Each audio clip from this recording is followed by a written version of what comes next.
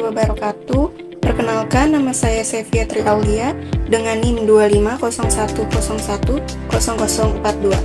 Pada kesempatan kali ini, saya akan mempresentasikan kerangka proposal penelitian yang telah saya buat dengan judul Pengaruh Kompetensi ASN atau Aparatur Sipil Negara terhadap Kinerja Pelayanan Publik pada instansi pemerintahan di Kota Tangerang. Presentasi kali ini dimulai dengan latar belakang. Salah satu aspek yang berperan penting dalam peningkatan pelayanan publik adalah adanya pegawai atau ASN yang mempunyai kualifikasi serta kompetensi yang baik dalam memberikan layanan kepada masyarakat. Dalam rangka untuk menjamin hal tersebut, sesuai dengan Undang-Undang Nomor 5 Tahun 2014 tentang Aparatur Sipil Negara atau ASN menyatakan bahwa pengelolaan ASN didasarkan pada sistem merit. Sistem merit merupakan kebijakan dan manajemen ASN yang berdasarkan pada kualifikasi, kompetensi, dan kinerja secara adil dan wajar, tanpa membedakan latar belakang politik, ras, warna kulit, agama, asal-usul, jenis kelamin, status pernikahan, umur, atau kondisi kecacatan.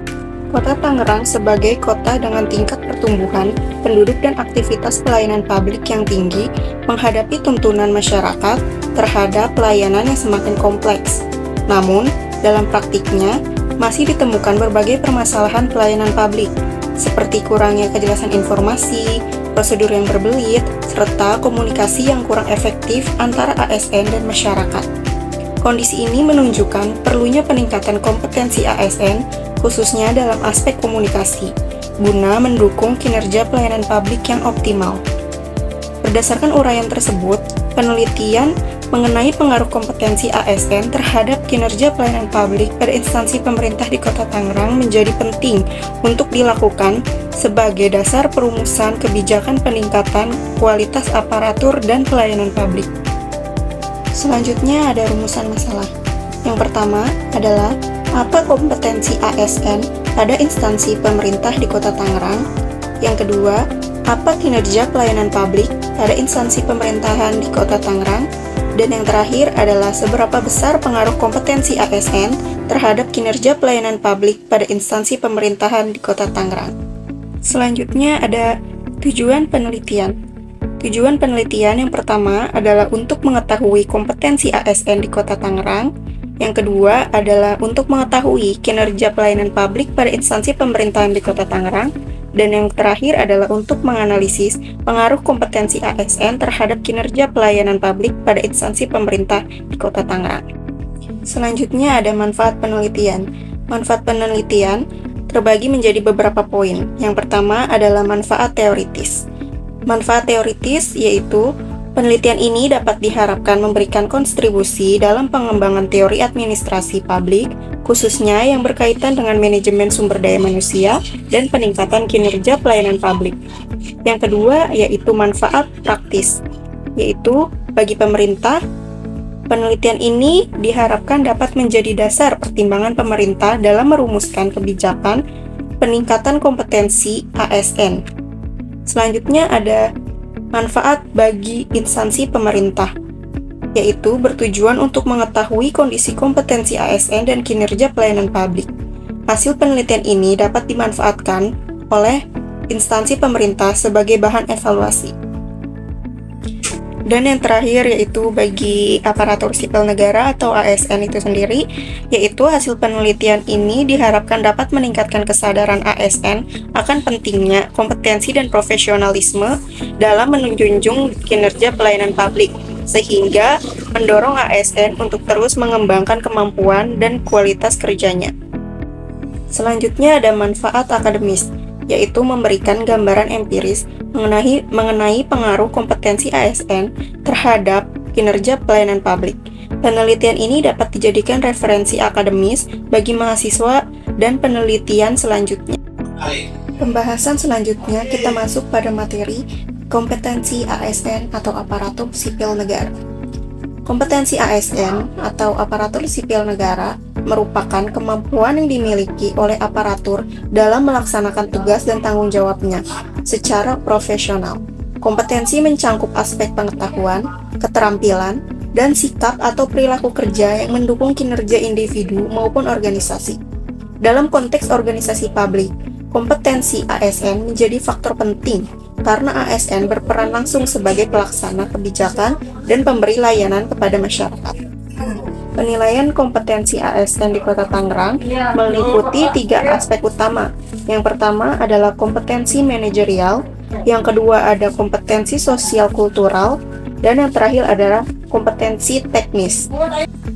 Kompetensi ASN didefinisikan sebagai kemampuan dan karakteristik berupa pengetahuan, keterampilan, dan sikap perilaku yang diperlukan dalam pelaksanaan tugas jabatan pemerintahan Kota Tangerang melalui BKPSDM, yaitu Badan Kepegawaian dan Pengembangan Sumber Daya Manusia, aktif melaksanakan berbagai program.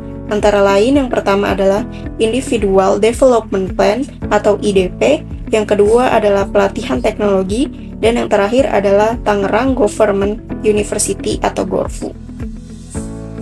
Pembahasan selanjutnya yaitu mengenai komunikasi dalam pelayanan publik. Dalam pelayanan publik, kemampuan komunikasi ASN sangat menentukan kepuasan masyarakat. ASN dituntut untuk mampu menyampaikan informasi secara jelas, ramah, dan mudah dipahami. Komunikasi yang baik antara aparatur dan masyarakat berpengaruh positif terhadap kualitas pelayanan publik, khususnya dalam pelayanan berbasis digital. Dengan demikian, komunikasi menjadi bagian penting dari kompetensi ASN yang harus dikembangkan secara berkelanjutan. Selanjutnya ada kinerja pelayanan publik.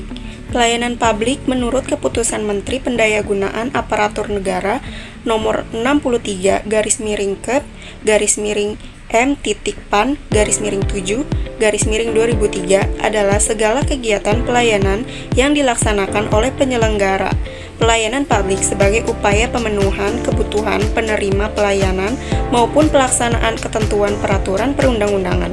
Petunjuk teknis transparansi dan akuntabilitas dalam penyelenggaraan pelayanan publik sebagaimana dituangkan dalam Keputusan Menteri Pendayagunaan Aparatur Negara Nomor 26/M.PAN/7/2004. Di Kota Tangerang terdapat sistem pengelolaan kinerja yaitu e-kinerja terintegrasi. Sistem e-kinerja yang digunakan ini bertujuan untuk meningkatkan efisiensi, transparansi, dan akuntabilitas kerja para pegawai dengan integrasi langsung ke Badan Kepegawaian Negara. Kota Tangerang menjadi salah satu dari 30 instansi daerah yang dipilih sebagai lokasi uji coba penerapan sistem ini oleh BKN.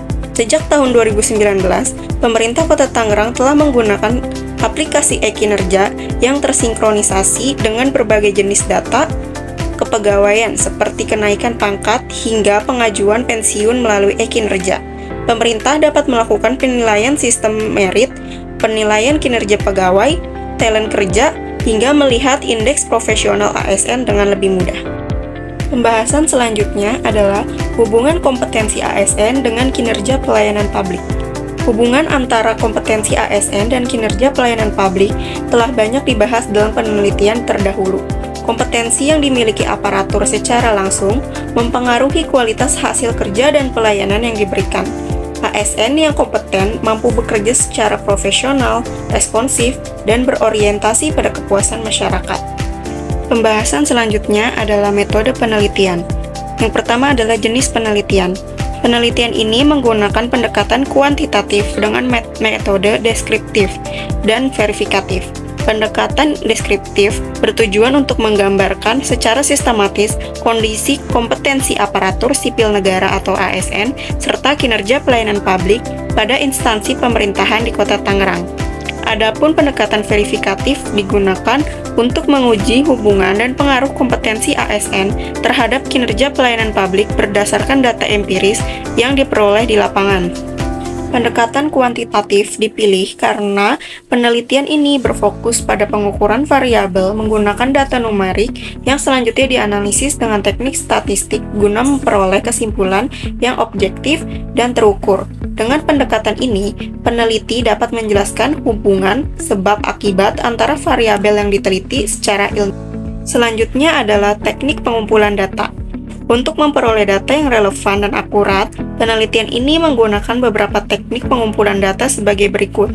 Yang pertama ada kuesioner, yang kedua ada studi dokumentasi, dan yang terakhir adalah studi pustaka. Selanjutnya ada sumber data. Yang pertama ada data primer. Data primer adalah data orisinal yang dikumpulkan langsung dari lapangan untuk tujuan penelitian spesifik. Contohnya yaitu wawancara, kuesioner, observasi, dan eksperimen. Data primer memiliki kelebihan dan kekurangan. Kelebihan dari data primer adalah sangat relevan, spesifik sesuai kebutuhan, kontrol penuh atas data. Sedangkan kekurangan dari data primer adalah mahal, memakan waktu lama, serta proses pengumpulan yang kompleks. Selanjutnya ada data sekunder. Data sekunder adalah data yang telah dikumpulkan oleh pihak lain dan tersedia untuk umum.